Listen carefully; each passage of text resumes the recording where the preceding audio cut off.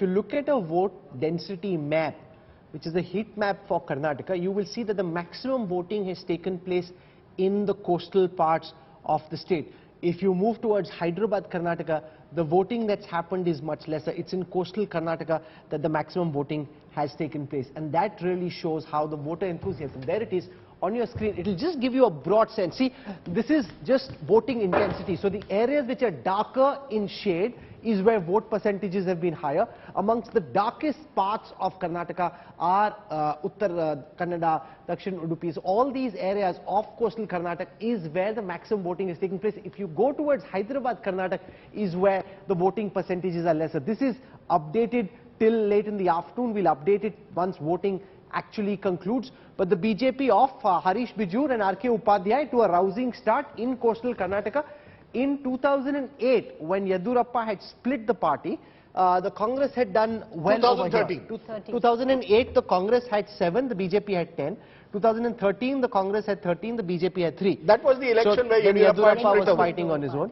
Last election, the Congress had 3, the BJP had 16. So if there is any anti-incumbency which is supposed to be visible, in the first set of numbers that we put out from coastal Karnataka, there is no R.K. Upadhya anti-incumbency visible here. So some of what you are saying seems to be true in coastal Karnataka. Well, looks like BJP is doing well in the coastal Karnataka as expected, but I'm a little confused about the figures. You see, BJP is getting 50% and Congress is getting 40%. That's a difference of 10%. But still the number of seats remain the same. BJP is getting 16 seats and Congress win with bigger margins. You win with bigger margins. Disparity. No, you win with bigger margins, Mr. Upadhya. You just win with bigger margins. That explains it. And the Congress has some pockets where traditionally they've won. The likes of Mr. Kadir, for example, have been winning elections in Mangalore for years. So there are those who have their pockets. That perhaps explains it. But in general, are you surprised 16 versus 3, or does it go according to your pattern? No, I think it's fair enough. I don't think it would have gone up any further, 16 and 3, because Congress is also very strong in coastal Karnataka, and in fact they dominated for a long time before BJP really came on on the scene.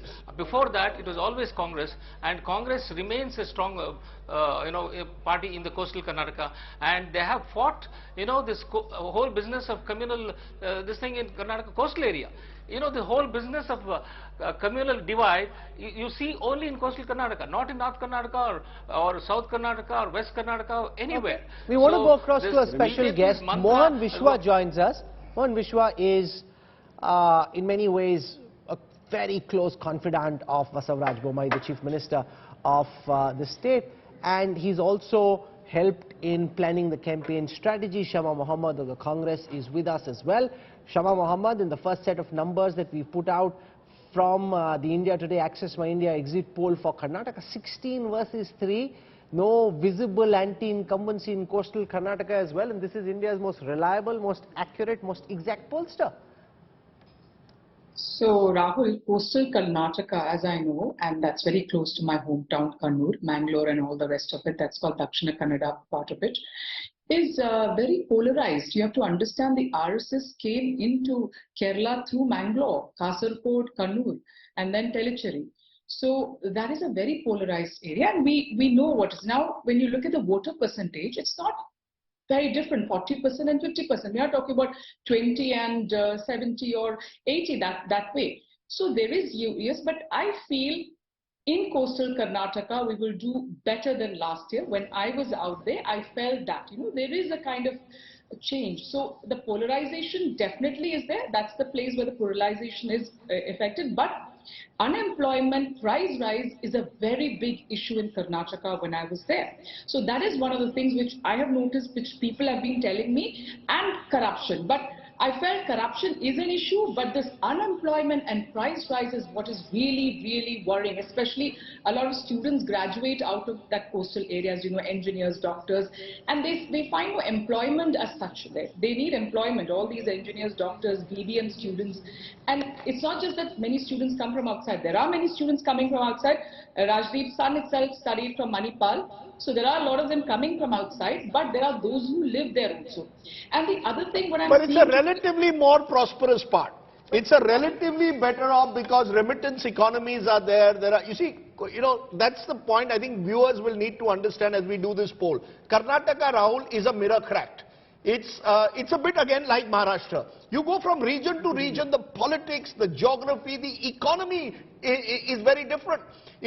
Four PSU banks started in coastal Karnataka. Syndicate Bank, Corporation Bank, Vijaya Bank, all of the Canara Bank, all of them started in this region. This is a region which has had extremely an entrepreneurial ability. It's been, and for the longest time, Hindus, Muslims and Christians did live in harmony. But politically, Oscar Fernandez, we need to understand how history changes. You see, today's viewers need to be told a lesson in history. Oscar Fernandez used to win elections from Udupi. Margaret Alva used to win elections from the Dakshin Kannada, from North Kannada. So you've had a past where communities work together. In the last 20-25 years, they've got differentiated. Where did the groups like Sri Ram Sene emerge? In Mangalore. Where did the RSS make its entry into Karnataka? To some extent not, but also coastal Karnataka. There's also been a Muslim radicalization. And there's been a Muslim radicalization as well as a counter. So SDPI, PFI, this is where they also grow. But Rajdeep, of the 23 MLAs that the BJP replaced, a major chunk of them have come from coastal Karnataka. This is the area, yes. This is the exact point I wanted to make. If the Gujarat model was tried anywhere, it was in Dakshin Kannada.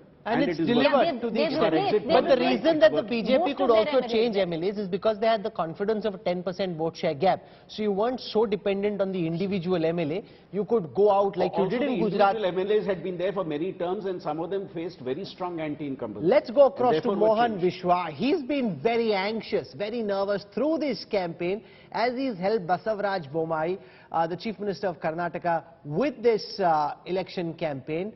50% vote share versus 40% for the Congress, 16 versus 3 for the 16 for the BJP, 3 for the Congress. You would say that the BJP in this KPL, the Karnataka Political League, off to a smashing start in the power play. See, actually, when you look at the history also in 2018, it can be, or in the 2019 union election also. So we have done really well in the state. And of course, the coastal Karnataka is our stronger bet that everybody knows. And I was expecting 17, not 16. I don't know where Congress is getting 3 seats. Okay, 2 seats I knew. So we just want to see where that 1 extra seat is getting, because we were expecting at least 17 over there. So, if you take the history also, we are very strong in that particular region. And like as Rajdeep was mentioning, it's an education hub, it's an entrepreneurial hub, and people do think wisely and they do vote. They have done the same in the past and they have done it now and they are going to do it in the future also. So but nothing you see the flip, Mohan, in that though may lie both the seeds of your success but possible failure, because where there is a middle classization, the BJP seems to do better. Where there are still stronger lower income groups, are you as confident? Do you believe there is a class divide emerging possibly in Karnataka? No, Rajdeep. If you look at any class in the society, it can be an upper class or middle class or lower class. Our schemes, both at the center and the state, have reached everyone. And our schemes at the center and state also have divided in such a way that, it will accommodate all the classes. The lower class also, the poorest of the poor also, if you would have seen. See, the COVID, I believe, we got the best managed state award from India Today itself, if I'm not wrong. So that's the way COVID has been managed. So the more beneficiaries over that COVID was, the lower class. And, other schemes of central governments like Kisan Samman Yojana, it might be, or the state government scholarship for the students of the farmers.